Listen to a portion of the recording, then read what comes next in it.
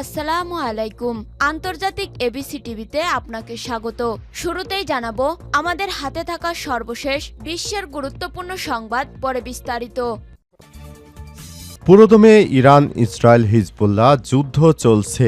এরই মাঝে আমাদের হাতে এসেছে কিছু ভয়ঙ্কর গুরুত্বপূর্ণ আপডেট, আন্তর্জাতিক সংবাদ। শুরুতেই সংবাদ শিরোনাম, পরে জানাবো বিস্তারিত। শুরুতেই জানাবো ভয়ঙ্কর ক্ষেপণাস্ত্র নিয়ে যুক্তরাজ্যের খুব কাছে চলে এসেছে রাশিয়ার যুদ্ধজাহাজ। মার্কিন নির্বাচনে রিপাবলিকান প্রার্থী ডোনাল্ড ট্রাম্প নির্বাচিত হয়, নতুন করে শুরু হয়েছে বিশ্ব রাজনীতির হিসাব নিকাশ। বিশ্বব্যাপী তারে জয় যুদ্ধ নিয়ে নতুন বার্তা দেবে বলে আশা প্রকাশ করা হচ্ছে। এমনকি রাশিয়া ইউক্রেন যুদ্ধেও তার জয় ছাপ পড়তে পারে। এমন পরিস্থিতিতে ইংলিশ চ্যানেলে হাইপারসনিক ক্ষেপণাস্ত্রবাহী রণতরী নিয়ে মহড়া দিতে শুরু করেছে রাশিয়া, খবর বার্তা সংস্থা রয়টার্সের। এরপর জানাবো গাজায় ইসরায়েলি সেনা কর্মকর্তা নিহত। গাজা স্থল অভিযান শুরুর পর থেকে একের পর এক হোঁচট খাচ্ছে দখলদার ইসরায়েল। দেশটির স্থল অভিযান চালাতে গিয়ে সংঘর্ষে প্রায় নিজেদের সেনা হারাচ্ছে। এবার গাজায় ইসরায়েলের এক সেনা কর্মকর্তা নিহত হয়েছে। আজ টাইমস অফ ইসরায়েলের এক প্রতিবেদনে সব তথ্য জানানো হয়েছে। এদিকে এবার ফিলিস্তিন দখলে নিতে ইসরায়েলের গোপন পরিকল্পনা ফাঁস।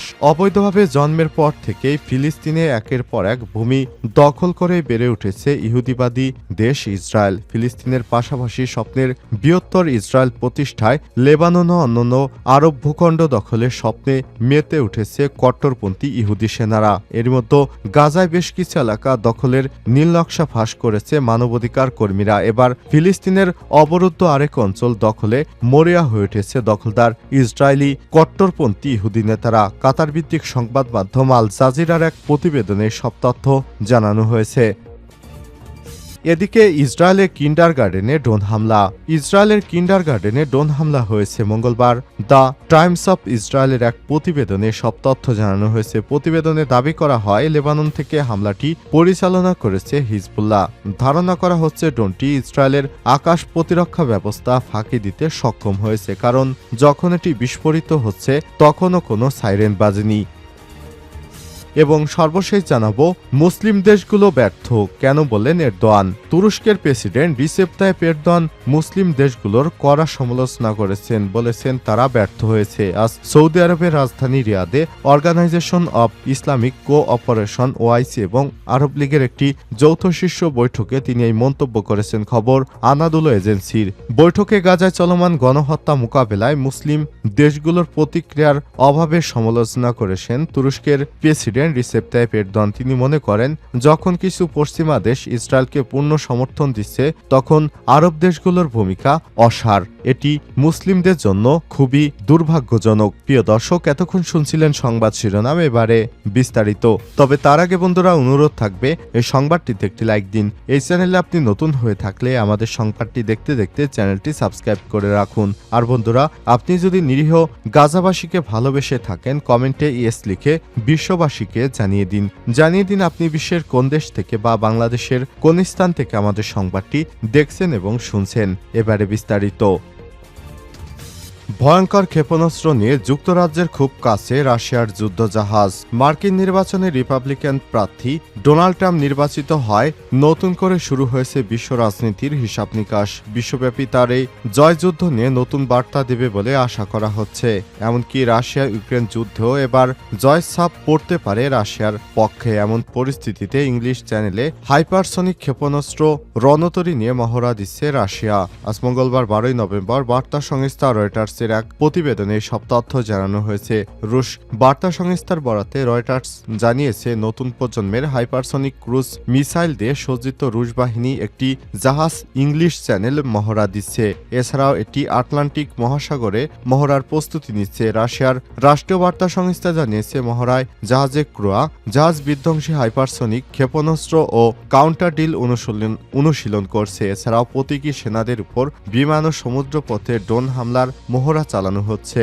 রাষ্ট্রীয় বার্তা সংস্থা ARIA নর্দার্ন ক্লিন প্রেস সার্ভিসের বরাত জানিয়েছে, নর্দার্ন ক্লিন ফ্রিগেট অ্যাডমিরাল গোলভগ ইংলিশ চ্যানেলে মহড়া চালিয়েছে। বর্তমানে তারা আটলান্টিক মহাসাগরের মিশন পরিচালনার প্রস্তুতি নিচ্ছে। রুশ বার্তা সংস্থা তার জানিয়েছে 2023 সালের ডিসেম্বরে রুশ নৌবাহিনীর বহরে ফ্রিগেটটি যুক্ত হওয়ার পর একটি প্রথম বহুমুখী মহড়া। এজন্য জাহাজটি রাশিয়ার উত্তর অঞ্চলের মূল ঘাঁটি থেকে 2 নভেম্বরে যাত্রা করবে। রণতরীটি যুক্ত হওয়ার আগে তৎকালীন প্রতিরক্ষামন্ত্রী সের্গেই শোইগু বলেন, এটি জিরকন ক্ষেপণাস্ত্র সজ্জিত হবে। সমুদ্রভিত্তিক এই হাইপারসনিক ক্ষেপণাস্ত্রের সীমা 900 কিলোমিটার। এটি শব্দের চেয়ে কয়েক গুণ বেশি গতিতে ছুটতে পারে, ফলে শত্রুপক্ষে এটি প্রতিরোধ করা কঠিন হয়ে পড়বে। উল্লেখ্য, রুশ প্রেসিডেন্ট ভ্লাদিমির পুতিনের নির্দেশে 2020 সালে পারমাণবিক শক্তি বাড়ানোর প্রচেষ্টার অংশ হিসেবে জিরকন ক্ষেপণাস্ত্রের ব্যাপক সরবরাহ শুরু করা হয়। গাজা ইসরায়েলি সেনা কর্মকর্তা নিহত। গাজা স্থল অভিযান শুরুর পর থেকে একের পর এক হোঁচট খাচ্ছে দখলদার ইসরায়েল। দেশটির স্থল অভিযান চালাতে গিয়ে সর্বশেষ সংঘর্ষে ইসরায়েলের সেনাবাহিনীর এক কর্মকর্তা নিহত হয়েছেন। আজ টাইমস অফ ইসরায়েলের এক প্রতিবেদনে সব তথ্য জানানো হয়েছে। ইসরায়েলি প্রতিরক্ষা বাহিনী IDF জানিয়েছে, গাজায় যুদ্ধ চলাকালে তাদের এক সেনা কর্মকর্তা নিহত হয়েছেন। সোমবার তার মৃত্যুর খবর জানানো হয়েছে। নিহত ওই সেনা কর্মকর্তা রিজার্ভ অফিসার ছিলেন। নিহত ওই সেনার নাম মেজর ইতমার লেভিন ফ্রিডম্যান। তিনি উত্তর গাজায় অভিযানকালে নিহত হয়েছিলেন। রিজার্ভ ফোর্সের এই সেনা স্কুল শিক্ষক ছিলেন। তিনি লেটার এলিট ইউনিটের সদস্য ছিলেন। ইউনিটি সন্ত্রাসী হামলা থেকে রেড সি রিসোর্ট সহ রক্ষার জন্য দায়িত্ব পালন করে আসছেন তিনি। সূত্রের বরাতে IDF জানিয়েছে, ট্যাঙ্ক বিরোধী হামলার জাবালিয়ায় তিনি আঘাত পেয়েছিলেন। সাম্প্রতিক সপ্তাহগুলোতে ইসরায়েল এ এলাকায় অভিযান জোরদার করেছে। গত 2 নভেম্বর থেকে গাজায় যুদ্ধরত সেনাদের মধ্যে প্রথম কোনো মৃত্যুর ঘটনা এটি। এ সময় উত্তর গাজায় ইসরায়েলের 3 সেনা নিহত হয়েছে। প্রতিবেদনে আরও বলা হয়েছে, গত 7 অক্টোবর থেকে শুরু হওয়া হামলায় গাজার এ পর্যন্ত ইসরায়েলের 371 জন সেনা নিহত হয়েছেন। অন্যদিকে ইসরায়েলি হামলায় গাজা এ পর্যন্ত নিহতের সংখ্যা 43,600 ছাড়িয়ে গেছে। উল্লেখ্য, ফিলিস্তিনের অবরুদ্ধ গাজায় 1 বছর ধরে হামলা চালিয়ে আসছে ইসরায়েল। দেশটিতে অব্যাহত এ হামলায় সৃষ্ট ধ্বংসস্তূপ পরিষ্কার করতে অন্তত 15 বছর সময় লাগবে বলে জানিয়েছেন জাতিসংঘের মহাসচিব। এজন্য প্রতিদিন অন্তত 100টি লরি ব্যবহার করতে হবে। জাতিসংঘের হিসাব মতে গাজার ভবন ধসে এ পর্যন্ত 42 মিলিয়ন টনের বেশি ধ্বংসস্তূপ জমা হয়েছে। সব বর্জ্য পৃথিবীতে খুবই বিপজ্জনক হিসেবে সংজ্ঞায়িত করেছেন। এ ধ্বংসস্তূপগুলো যদি একসঙ্গে এক জায়গায় রাখা যায় তাহলে তা মিশরের 11টি গ্রেট পিরামিডের সমান উচ্চতায় হবে। এই ধ্বংসস্তূপগুলো সরাতে ব্যয় হবে 500 থেকে 600 মিলিয়ন মার্কিন ডলার, যা বাংলাদেশি মুদ্রায় 7,000 কোটি টাকার বেশি। ইউএনএ এনভায়রনমেন্ট প্রোগ্রাম হিসাব অনুসারে গাজায় 1,37,297টি ভবন ক্ষতিগ্রস্ত হয়েছে, যা এই অঞ্চলের মোট ভবনের অর্ধেকের বেশি। এবার ফিলিস্তিন দখলে নিতে ইসরায়েলের গোপন পরিকল্পনা ফাঁস। অবৈধভাবে জন্মের পর থেকে ফিলিস্তিনের একের পর এক ভূমি দখল করেই বেড়ে উঠেছে ইহুদিবাদী দেশ ইসরায়েল। ফিলিস্তিনের পাশাপাশি স্বপ্নের বৃহত্তর ইসরায়েল প্রতিষ্ঠায় লেবানন ও অন্যান্য আরব ভূখণ্ড দখলের স্বপ্নে মেতে উঠেছে কট্টরপন্থী ইহুদি সেনারা। এর মধ্যেই গাজায় বেশ কিছু এলাকা দখলের নীলনকশা ফাঁস করেছে মানবাধিকার কর্মীরা। এবার ফিলিস্তিনে অবরুদ্ধ আরেক অঞ্চল দখলে মরিয়া হয়ে রয়েছে দখলদার ইসরায়েল বাহিনী। সোমবার 11 নভেম্বর কাতার ভিত্তিক সংবাদ মাধ্যম আল জাজিরার এক প্রতিবেদনে সব তথ্য জানানো হয়েছে। আগামী বছরের শুরুতে সদ্য নির্বাচিত মার্কিন প্রেসিডেন্ট ডোনাল্ড ট্রাম্পের দায়িত্ব গ্রহণকে সামনে রেখে অধিকৃত পশ্চিম তীরকে ইসরায়েলের সঙ্গে সংযুক্ত করতে প্রস্তুতি নির্দেশনা দিয়েছে ইসরায়েলের কট্টর ডানপন্থী বলে পরিচিত অর্থমন্ত্রী বেজালেল শুরিজ। সোমবার এক বিবৃতিতে শুরিজ তিনি জানান, তিনি আশা করছেন ওয়াশিংটনের নতুন প্রশাসন অধিকৃত অঞ্চলে ইসরায়েলের সার্বভৌমত্বকে স্বীকৃতি দিবে।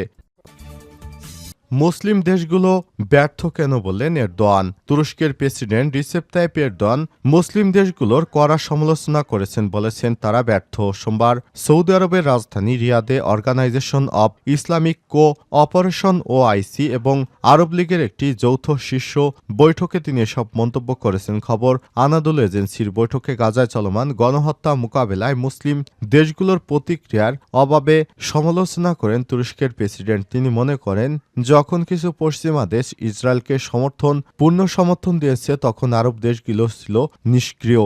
এটি মুসলিমদের জন্য অত্যন্ত দুর্ভাগ্য। রিসেপ তাইপ এরদোয়ান আরও বলেন, মুষ্টিমেয় কিছু পশ্চিমা দেশ ইসরায়েলকে সব ধরনের সামরিক, রাজনৈতিক, অর্থনৈতিক, নৈতিক সমর্থন দিয়েছে, অথচ মুসলিম দেশগুলো পর্যাপ্ত প্রতিক্রিয়া জানাতে ব্যর্থতার কারণে পরিস্থিতি আজ এ পর্যায়ে পৌঁছেছে। তিনি জোর দিয়ে বলেছেন, ইসরায়েলের লক্ষ্য হল গাজায় বসতি স্থাপন করা, পূর্ব জেরুজালেম সহ পশ্চিম তীরে ফিলিস্তিনিদের উপস্থিতি দূর করা এবং শেষ পর্যন্ত এই অঞ্চলকে তাদের ভূখণ্ড হিসেবে সংযুক্ত করা। এই লক্ষ্যের দিকে ধীরে ধীরে এগোচ্ছে দখলদার ইসরায়েলি বাহিনী। আমাদের অবশ্যই এটি প্রতিরোধ করতে হবে। এরদোগান আরও বলেন, ইসরায়েল এ পর্যন্ত গাজা ও অন্যান্য ফিলিস্তিনি ভূখণ্ডে প্রায় 50,000 ফিলিস্তিনিকে হত্যা করেছে, যাদের মধ্যে 70% নারী এবং শিশু। যুদ্ধবিধ্বস্ত উপত্যকাটিতে মানবিক সহায়তা প্রদানের জন্য জরুরি সমাধানের প্রয়োজনীয়তার উপর জোর দেন এরদোয়ান। তিনি ইসরায়েল গাজায় মানবিক ত্রাণ বিতরণ সহ্য করতে পারছে না। তুরস্ক যেসব ত্রাণ পাঠাচ্ছে সেসব কয়েক মাস ধরে মিশরে অপেক্ষায় থাকতে হচ্ছে। এরদোয়ানের তথ্য মতে আঙ্কারা এ পর্যন্ত প্রায় 84,000 টনেরও বেশি সহায়তা পাঠিয়েছে এবং নিষেধাজ্ঞা উঠে গেলেও আরও অনেক কিছু পাঠাতে প্রস্তুত। মুসলিম দেশগুলোকেও এ কাজে সহযোগিতার আহ্বান জানিয়েছেন তিনি। এদিকে নীরবতা ভেঙে যুদ্ধ বন্ধ চেয়ে সৌদির যুবরাজ Mohammed bin Salman 11 November Arab League ও অর্গানাইজেশন অব ইসলামিক কোঅপারেশন যৌথ সম্মেলন OICর আগে তিনি এই দাবি জানান। আল জাজিরার এক প্রতিবেদনে এই সব তথ্য জানানো হয়েছে।